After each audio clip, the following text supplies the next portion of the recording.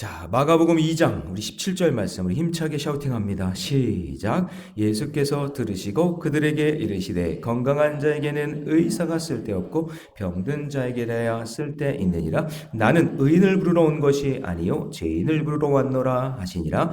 예수께서 들으시고 그들에게 이르시되 건강한 자에게는 의사가 쓸데없고 병든 자에게라야 쓸데있느니라. 나는 의인을 부르러 온 것이 아니요 죄인을 부르러 왔노라 하시니라. 예수께서 들으시고 그들에게 이르시되 건강한 자에게는 의사가 쓸데없고 병든 자에게라야 쓸데있느니라. 나는 의인을 부르러 온 것이 아니요 죄인을 부르러 왔노라 하시니라. 마가복음 2장 17절 말씀. 아멘. 할렐루야. 네, 오늘 함께 읽은 귀한 말씀을 가지고 죄인을 부르시는 주님이란 제목으로 하나님 말씀 함께 나누겠습니다. 자, 여러분 죄인이라는 말을 들으면 마음이 어떠세요? 우리 교회 성도님들은 제가 맨날 뼛속까지 죄인이라고 하기 때문에 이제 별로 뭐 이렇게 충격을 받지도 않으시는 것 같고 놀라지도 않으시는 것 같아요. 근데 여러분 일반적으로 죄인이라는 말을 사람이 듣잖아요. 너 죄인이야. 그러면 기분 되게 나빠합니다. 교회 공동체 아니니까 그게 그렇게 부드럽게 넘어갈 수 있는 거지. 세상 사람들에게 얘기해 보세요. 본능적으로 거부합니다. 나 죄인이 아니라고 그래요. 여러분 죄인 그러면 뉴스에 나오는 범죄자나 도덕적으로 무너진 사람, 문제 있는 사람 그런 사람들 떠올리잖아요. 죄인이다 그러면 그죠? 옆에 사람한테 해보세요. 너 죄인이지? 그래 보세요. 그냥 웃음만 나오죠. 근데 우리 죄인인 거 맞잖아요. 그죠? 우리는 죄인이라고 고백할 수 있지만 세상 사람들은 그렇지 않단 말이죠. 그래서 기분 나쁠 수도 있고 마음이 움츠려들기도 하고 그래요. 그래서 아무한테나 우리 교회 안에서 우리가 뼛속까지 죄인이라고 그런다고 아무한테나 가서 너 죄인이지 그러지 마세요. 그거 그렇게 하면 전도의 문이 막힐 수도 있어요. 그러니까 스스로 그걸 깨달아야 되는 거니까. 자, 근데 여러분 환자라는 말은 어때요? 환자. 너 환자지? 그것도 사실 그렇게 기분 좋지 않아요. 그죠? 근데 여러분 병원에 있을 때 병원에서 나에게 환자분 이쪽으로 오세요. 그러면 어때요? 내가 환자라는 걸 알고 인식하고 있으면 그 말은 나를 살리기 위해서 나를 치료하기 위해서 부르는 거잖아요. 그쵸? 그럴 때는 내가 인정하잖아요. 나 환자야 환자. 나 고쳐줘야 되니까 의사 만나야 돼. 그러니까 의사 만나서 나 빨리 회복돼야지. 맞아 나 환자야.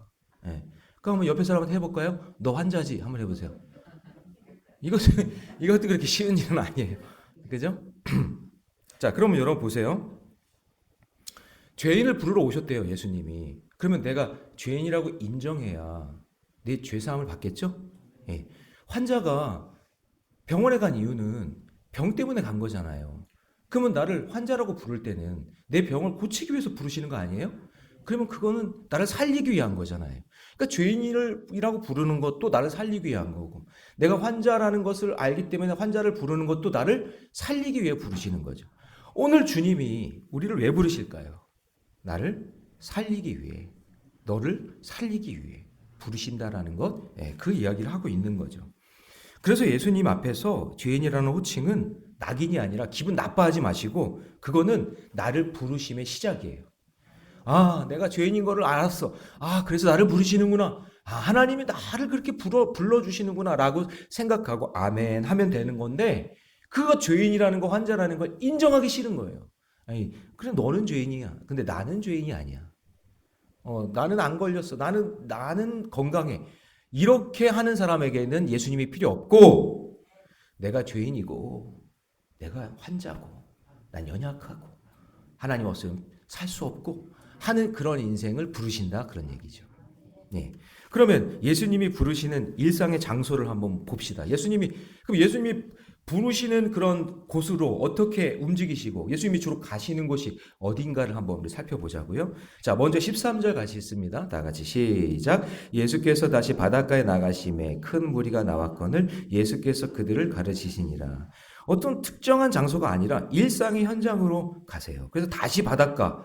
그 바닷가는 그 낚시하는 고기 잡는 사람들 많이 있으니까 그 일상의 자리로 가셨어요. 그래서 그들에게 또 가르치셨어요. 뭘 가르치셨을까요? 지난 시간에 얘기했죠? 도를 가르쳤겠죠. 도는 로고스, 예수 그리스도. 예수 그리스도 자신을 가르치신 거죠. 그런데 예수님이 특별하게 그 일상의 자리에서 또 가는 곳이 있어요. 이렇게 일상을 다니시다가 또 어디로 쑥 들어가세요? 자, 14절. 같이 읽습니다. 시작. 또 지나가시다가 알페오의 아들 레위가 세관에 앉아 있는 것을 보시고 그에게 이르시되 나를 따르라 하시니 일어나 따르니라. 자, 여기 레위가 뭐 하고 있는 사람이었냐면, 여러분 레위 그러면 레위 지파가 떠오르죠. 레위 지파는 어디에 있어야 돼요? 성전에 있어야죠. 하나님의 일을 감당해야 되는 사람이잖아요. 그런데 이 사람이 지금 계산대 앞에 있는 거예요. 세관의 자리에 앉아 있는 거예요. 근데 이 사람을 지금 불러주시네요. 불러주셨더니 이 레위가 갑자기 일어나 예수님을 따라요. 자, 그러니까 여러분, 이 당시에 세관은 로마 권력과 결탁해서 아주 탐욕의 상징이에요. 아주 죄악이 득실득실 거리는 곳이에요.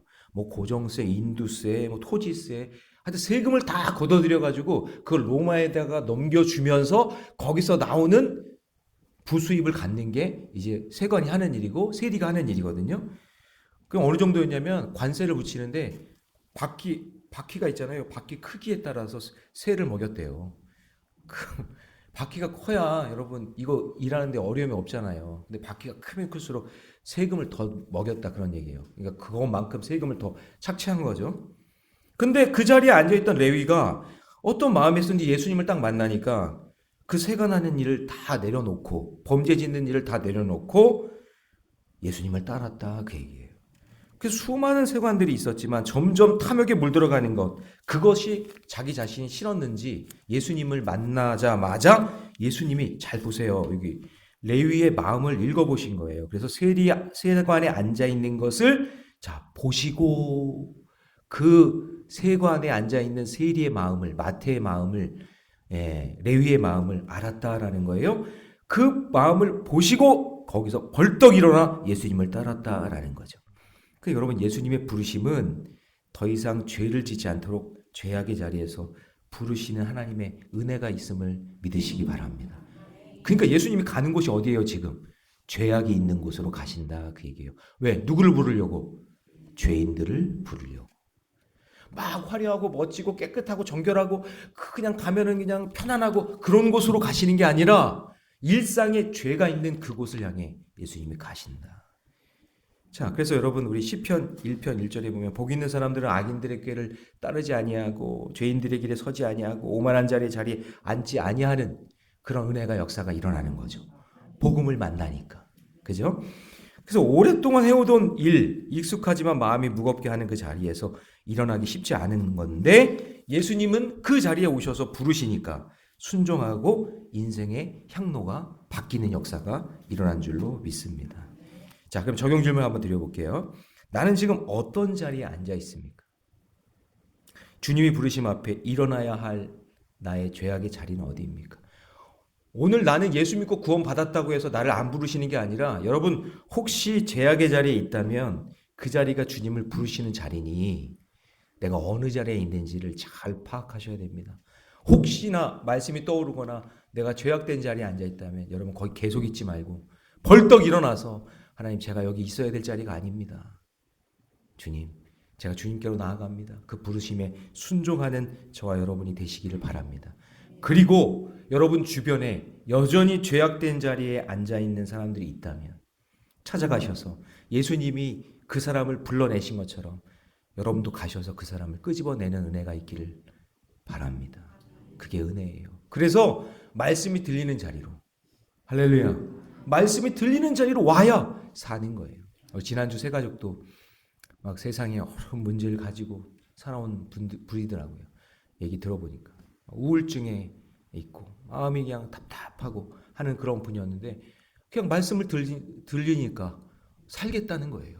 예. 그래서 이제 새가족이 이제 붙어서 바나바 사역이 이제 시작이 되는데, 하여튼 하나님께서 그 말씀이 들리는 자리로 나오니까 살아나는 역사가 일어나잖아요. 그러니까 여러분이 그런 역할을 하셔야 돼요. 에이, 저 사람은 저 죄악에 있는 자리니까 나랑 상관없어. 그게 아니라 여러분들이 찾아가셔서 예수님을 만나게 해야 돼요. 그래야 그 자리에서 벌떡 일어나 주께로 나오는 역사가 일어날 줄로 믿습니다. 자, 그 다음에 두 번째, 예수님이 부르는 장소를 한번 가볼까요? 자, 15절 15절 같이 읽습니다. 시작. 그의 집에 앉아 잡수실 때에 많은 세리와 죄인들이 예수와 그의 제자들과 함께 앉았으니 이는 그러한 사람들이 많이 있어서 예수를 따름이러라. 자, 예수님은 죄인을 부르는 곳이 어디였냐면 함께 먹고 마시는 식탁이었어요. 자, 예수님은 레위 집에서 많은 세리들과 죄인들을 초청해서 같이 식사를 해요. 자, 그런데 우리가 누리는 식탁은 어떤 생각을 하고 있냐면 일상의 자리죠. 예, 환대하는 자리고 교제하는 자리고 나눔의 자리고 잘 먹고 살아나는 생명의 자리인데 그런데 바리새인들의 생각하는 식탁의 자리는 그런 자리가 아니에요. 배척의 자리고 분리의 자리고 자기들만 누리는 특별한 자리라고 생각하는 거예요. 자, 여러분 여기서부터 이제 한번 생각해 보세요. 자, 16절 같이 있습니다. 같이 시작. 바리새인의 서기관들이 예수께서 죄인 및 세리들과 함께 잡수시는 것을 보고 그의 제자들에게 이르되 어찌하여 세리 및 죄인들과 함께 먹는가? 자, 여러분 지금 바리새인들의 질문은 거룩함에 대한 엄청난 오해를 하고 있는 거예요. 여러분 식탁은 배척의 자리, 분리의 자리가 아니에요. 예수님은 일부러 죄인들이 많은 곳을 향해 가요. 일상을 향해서. 그죠? 세관이 있는 그 자리에. 그리고 그런 사람들이 모여있는 식탁에 일부러 찾아가서 그들과 함께 식사를 하신단 말이죠. 여러분, 교회는 세상도 마찬가지예요. 내 마음에 드는 사람도 있고, 들지 않는 사람도 있어요. 그 사람이랑 밥 먹으면 체하는 사람도 있죠? 네? 저 사람이랑은 진짜 밥도 먹기 싫은 사람 있죠? 왜 없는 것처럼 그렇게 앉아 계세요? 그런 사람도 있는데 예수님은 그런 사람들과 함께 식사를 했대요. 아, 목사님 저는 도저히 힘든데요. 예, 힘들어요. 저도 어쩔 때는 너무 난처하거나 저 사람 앞에서 이렇게 마주 앉아 있는 것도 힘들 때도 있을 수 있어요. 예. 근데 생명을 살리는 사역을 위해서는 어쩔 수 없어요. 그 정말 싫은 그 식탁에 앉아서 같이 식사를 나눠야 되고 어쩔 때는 그 사람의 말도 들어줘야 되고 하는 그런 나눔의 그 공동체, 그 시간이 필요하다는 얘기를 하고 있는 거예요. 그래서 예수님은 죄인을 부르러 오셨기 때문에 탐욕이 가득한 그 세관의 자리나 아니면 죄인들이 함께 먹는 그 밥 먹는 그 식사 자리, 그 자리도 외면하지 않으셨어요. 어떤 목사님은 그러시더라고요. 그냥 이렇게 식사를 하다 보면 별의별 사람들이 다 있대요. 저도요, 이렇게 가끔 권사님들이랑 성도님들이랑 이제 식사를 하잖아요. 그러면 저는 빨리 먹고 다음 설교 준비하러 가야 되잖아요. 근데 그냥 저를 붙잡고 그냥 저 얘기 막 하시는데 막 밥풀도 튀어. 막 침도 튀고 막. 근데 여러분 제가 그거를 외면하고 듣지 않고 그냥 내가 하고 싶은 대로 하면 그 사람의 고난과 그 사람의 이야기 들을 수가 없잖아요. 그쵸? 때로는 불편하고 힘든 거예요, 그게. 근데 그 자리에 있어야 생명을 살릴 수 있단 말이죠. 여러분 한번 생각해 보세요. 여러분 예수님이 일부러 삭개오의 집에 가시죠? 삭개오는 세리장이었는데 사람들이 죄인이라고 거부하고 무시하고 저주했단 말이에요. 그런데 그 삭개오를 찾아가셔서 같이 식사를 하시잖아요. 그럴 때 구원의 역사가 일어나는 거예요. 여러분 한국 문화에서 이게 같이 밥 먹는다는 건 마음이 연다는 그런 의미가 있는데 예수님의 식사 자리에서 예수님은 그들과 죄인들과 함께 식사를 같이 하시면서 그들에게 생명을 나누었어요.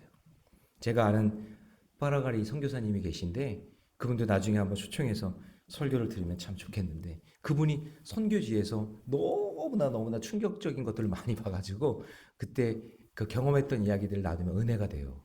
근데 처음에 가서 제일 먼저 경험한 게 뭐였냐면 거기는 이렇게 마테차라는 게 있다며요. 마테차.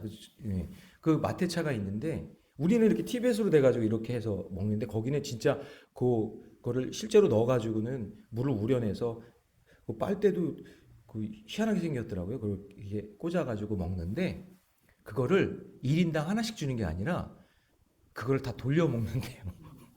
그거를 자기만 먹는 게 하나씩 주는 게 아니라 다 이렇게 근데 그게 그 문화인 거예요. 그게 너무나 친근한 문화인 거예요. 그러니까 처음에는 이 사람도 빨다가 이 사람도 빨고 그래서 이렇게 막 돌고 그리고 손님한테 제일 마지막에 준대 그걸 또 제일 먼저 주는 게 아니라 그게 또 어떤 애정의 표현이고 그 사람을 환대해 주는 표현. 너는 내 편이야. 우리는 한 식구야. 그런 상징적인 의미가 있는 거예요. 그러니까 주인장이 먼저 맛있게 빨고 그다음에 빨고 한 다음에 쭉 하고 난 다음에 근데 그게요 우러나는 거거든요.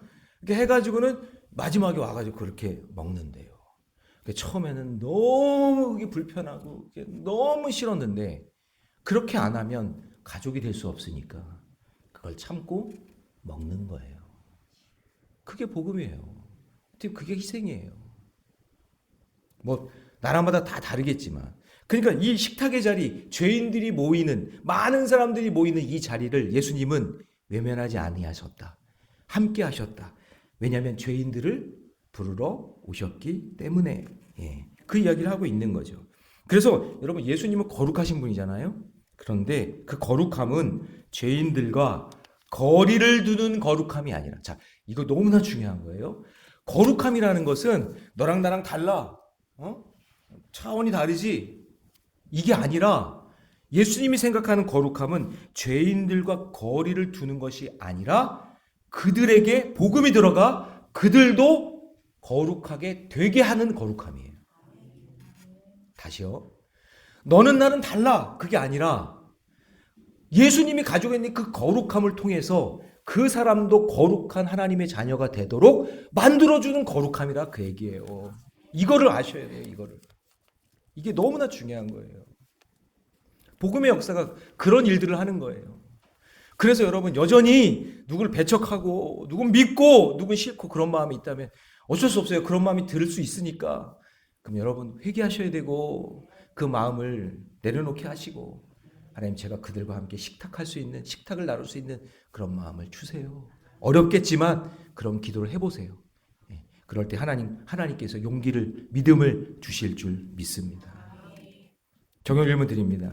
나는 누구와의 식탁을 피하고 있으며 그 회피가 은혜의 통로를 막고 있지 않습니까? 여러분 예수님의 마음을 품고 그들과 함께할 수 있는 은혜가 있기를 주님의 이름으로 축원합니다. 자, 그다음에 예수님이 부르시는 일상의 장소 세 번째는요. 병든 자들이 있는 곳이다라는 거죠. 자, 17절 말씀. 같이 읽습니다. 다 같이 시작. 예수께서 들으시고 그들에게 이르시되 건강한 자에게는 의사가 쓸데없고 병든 자에게야 쓸데있느니라. 나는 의인을 부르러 온 것이 아니요. 누구를 부르러 오셨대요? 그러니까 죄인을 부르러 오셨다는 거예요. 이게 목적인 거예요. 거룩하고 믿음 있는 그런 사람을 부르러 오신 것이 아니라 죄인을 부르러 오셨다. 그럼 주님이 나를 부르신 이유는 저를 담임 목사로 부르신 이유는 제가 목사라서가 아니라 사실은 근본적으로 뭐예요? 그렇죠. 제가 죄인이기 때문에 부르시는 거예요. 하나님이. 그러니까 여러분 내가 죄인이라는 걸 깊이 묵상해 보세요. 깊이 직분 다 떼고 교회 오래 다닌 거 이런 거 다 떼고 내가 뭐 경험이 많고 연륜이 많고 그거 다 떼고 하나님이 나를 부르신 이유가 죄인이기 때문에 불렀다는 사실을 깊이 한번 묵상해 보세요. 그게 너무나 중요한 거예요. 그러면 겸손해져요. 그러면 낮아져요. 그들과 함께 식사할 수 있어요. 왜냐하면 나 같은 죄인도 부르셨으니까. 그 얘기하고 있는 거예요. 그래서 예수님이 오신 목적을 아셔야 됩니다. 그 예수님은 각종 병든 자들을 위해 자신을 의사로 비유하시면서 지금 말씀하시는 거죠. 그래서 병든 자에게 필요한 분이 바로 의사이듯이 죄인에게 필요한 분이 누굴까요? 예수님이에요. 요즘 사람들 보면 진짜 정신적으로 영적으로 보니까 막 우울증에 공황장애 불안해. 여러분 이런 분들에게 누가 필요할까요? 예수가 필요한 거예요. 복음이 필요한 거예요. 복음이. 그게 약으로 이게 안 돼요. 이렇게 막 심리치료로 이게 잘 안 돼요. 진짜 예수님이 내가 죄인인 걸 깨닫고 예수가 그 안에 쑥 들어오고 복음이 믿어지면 담대한 믿음이 생기면서 회복되는 역사가 일어날 줄 믿습니다. 여러분 돌아온 탕자 이야기 아시죠? 돌아온 탕자가 왜 복된 거예요? 돌아온 탕자가 왜 복된 거예요? 돌아온 거예요. 맞아요. 자기가 아버지 품으로 돌아와야만 살 수 있다라는 내가 이렇게 죄인이라는 걸 깨달았기 때문에 그 탕자가 돌아온 탕자가 귀한 거지. 아니 죄질 수 있잖아요. 물론 엄청난 죄를 진 거지만 재산 탁 탕진하고 말고 그냥 자기 마음대로 살 수도 있는 인생이지만 자기를 깨닫고 다시 돌아왔기 때문에 그게 은혜 받은 존재가 된 거죠. 예. 자기가 누구인지를 알아야 돼요. 내가 죄인이고 내가 환자고 내가 문제가 많고 내가 연약하고 주님 없으면 살 수 없다 라는 그 고백 가운데 하나님께서 놀라운 역사를 이루어 주실 줄 믿습니다. 여러분들의 자녀들이 아무리 실수하고 죄를 많이 져도 여러분 자녀 맞잖아요. 그렇죠? 여러분들의 자녀들에 대한 자녀를 바라보는 마음이 그런 마음 아니에요? 주님이 우리를 바라보는 마음도 마찬가지예요. 근데 나를 바라보는 것도 마찬가지지만 내 옆 사람도 그 사람도 하나님은 그런 눈으로 바라봐 주시는 줄 믿습니다. 적용 질문 드립니다. 나는 여전히 스스로를 환자가 아닌 심판자로 여기고 있지 않습니까? 여러분 심판자 되지 마세요. 여러분이 의사가 아니에요. 나는 죄인이고 환자고 주님이 없으면 살 수 없는 연약한 존재, 그런 존재로 서로를 바라볼 수 있는 믿음의 눈이 열리기를 주님의 이름으로 축복합니다. 여러분 가족을 그렇게 보세요. 아픈 거예요. 지금 다. 남편도 아픈 거고 자녀들도 아픈 거예요. 그런 눈으로 보세요. 아유 왜 이거밖에 못해? 왜 저것밖에 안 돼? 그런 눈으로 보지 마세요. 다 아프고 힘든 상황 속에 있는 거니까 그렇게 바라보면 궁휼한 마음이 생기고 그를 위해 한 번이라도 더 기도하게 되고 할렐루야. 그럴 때 마음이 통하고 회복되는 역사가 일어날 줄로 믿습니다. 기도하겠습니다. 사랑의 주님, 의인인 척하며 살았던 교만한 마음을 내려놓습니다. 주님, 목사로서가 아니라 나를 죄인으로 불러주셨다는 것을 잊지 말게 하여 주시고 병든 자로 주님 앞에 서는 것이 그것이 살 길임을 깨닫게 해 주시옵소서. 주님은 나를 따르라 라고 음성을 하셨을 때 돈 많고 능력 많고 힘 있는 자를 찾지 않으셨습니다. 일상의 자리를 찾아가시면서 죄인의 자리, 정말 죄가 득실거리는 쇠관의 자리, 그리고 죄인들이 모여있던 식탁의 자리, 그 자리로 찾아가셔서 주님의 제자들을 부르셨습니다. 주님, 나 또한 그 자리에 있던 자를 불러주신 줄 믿습니다. 하나님, 교만하여 의인의 자리에 서지 말게 하시고 심판자가 되지 말게 하여 주시고 언제나 뼛속까지 죄인이요 나는 죄장아치요 죄 공장임을 알고 늘 겸손하게 믿음의 길 걷게 하여 주시며 그 자리에서 만나주시는 그 주님을 늘 경험하며 살게 해 주시옵소서. 나를 불러주셔서 구원해 주신 예수님의 이름으로 기도하옵나이다. 아멘.